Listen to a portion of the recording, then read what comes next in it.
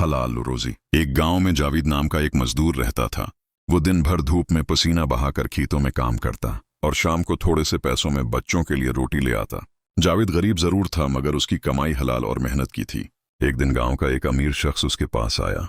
अमीर ने कहा, जावेद, अगर तुम चाहो तो धोखे से ज्यादा पैसा कमा सकते हो। जावेद ने कहा, मुझे ज्यादा पैसों की नहीं बल्कि अल्लाह की बरकत चाहिए। वो थका हारा मगर सुकून के साथ अपने घर लौट आया। बच्चे खुशी से बोले, अब्बा जी, आज रोटी बहुत मजेदार है। जावेद ने शुक्र के आंसुओं के साथ कहा, ये इसलिए है कि ये रोटी मेहनत की कमाई से आई है। अल्लाह ने इस रोटी में बरकत डाल दी। गांव के लोग भी जावेद की ईमानदारी पर रश्क करते थे। सबक, हलाल रोजी में बहुत बरकत है। वो जानता था कि मेहनती इंसान ही असल अमीर है। बच्चों के चेहरों की मुस्कुराहट ही उसकी असल दौलत थी। जावेद ने हमेशा अल्लाह का शुक्र अदा किया। हराम का माल वक्ती खुशी देता है लेकिन हलाल का रिस्क हमेशा सुकून देता है।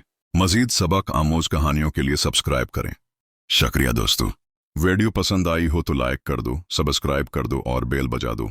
अगली वीडियो तक हंसते रहें, मुस्कुराते रहें। अल्लाह हाफिज।